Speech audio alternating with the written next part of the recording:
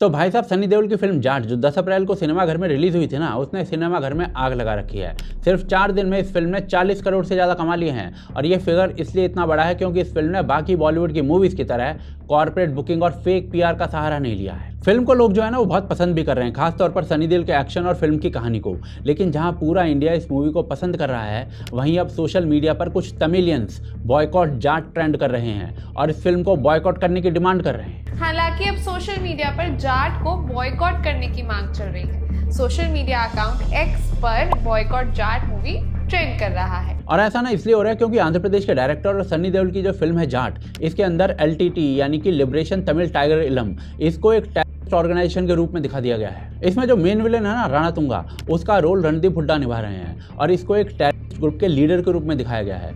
ये राणा तुंगा की लंका है। इसीलिए कुछ तमिलियंस को लगता है कि इस फिल्म में LTT को गलत तरीके से दिखा दिया गया है। उनके हिसाब से LTT कोई टेररिस्ट ऑर्गेनाइजेशन नहीं है। सोशल मीडिया पर कई यूजर ये कह रहे हैं कि LTT को टेररिस्ट ऑर्गेनाइजेशन के तौर पर दिखाना ही गलत है, क्योंकि ये ऑर्गेनाइजेशन तमिल कम्युनिटी के हक के लिए लड़ रहा था। एक यूजर ने तो भाई साहब ये कह दिया कि इस फिल्म को तमिलनाडु के सिनेमा से हटा देना चाहिए क्योंकि इसने LTT को गलत तरीके से दिखाया है। तो अब ना सवाल ये उठता है कि तमिलनाडु का एक वर्ग जो है वो LTT के लिए एक सॉफ्ट कॉर्नर क्यों रखता है भाई। तो असल में LTT की शुरुआत जो थी वो 1976 में वेल्लू पिल्लई प्रभाकरन ने की थी। श्रीलंका में तमिल कम्युनिटी को जो भेदभाव और डिस्क्रिमिनेशन का सामना करना पड़ रहा था, उसके खिलाफ ये ऑर्गेनाइजेशन खड़ा हुआ था उस समय। 4 फरवरी 1948 को श्रीलंका भी अंग्रेजों के चंगुल से मुक्त हुआ।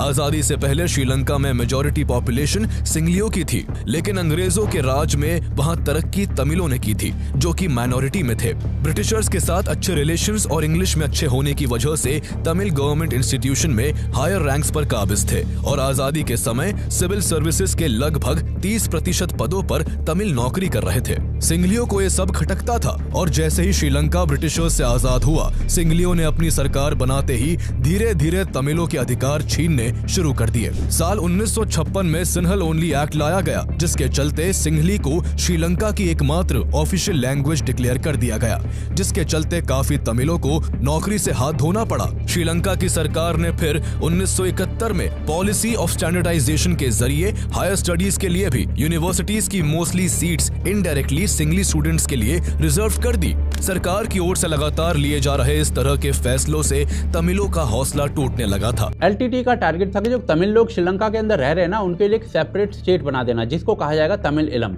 शुरुआत में तो एक सेपरेटिस्ट मूवमेंट की तरह शुरुआत था, पर धीरे धीरे वक्त के साथ एक ऑर्गेनाइजेशन बनता चला गया।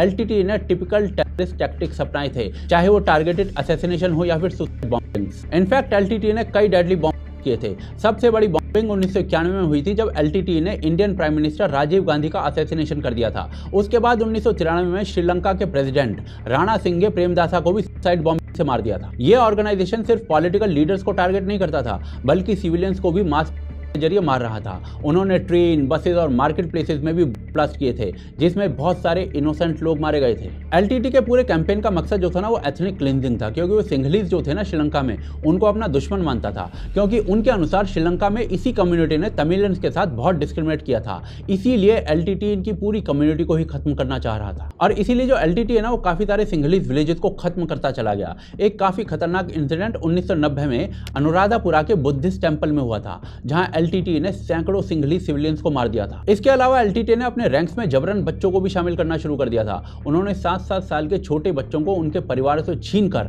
उन्हें जंग में डाल दिया था। ये बहुत ही भयानक था। रिपोर्ट्स के अनुसार LTT में करीब 2000 से ज्यादा बच्चों की जबरन भर्ती हुई थी। इस ग्रुप ने स्कूल के बच्चों को भी जबरन अपने ऑर्गेनाइजेशन में भर्ती करवाया और उन्हें जंग के बीच में डाल देते थे। जब लास्ट स्टेज में LTT कमजोर होने लगी थी ना, तो उन्होंने इनोसेंट सिविलियंस को ह्यूमन शील्ड बनाना शुरू कर दिया था। इस ग्रुप ने हॉस्पिटल और स्कूल्स में भी अटैक करने शुरू कर दिए थे, जिसमें खुद तमिलियंस की भी मौत होने लगी थी।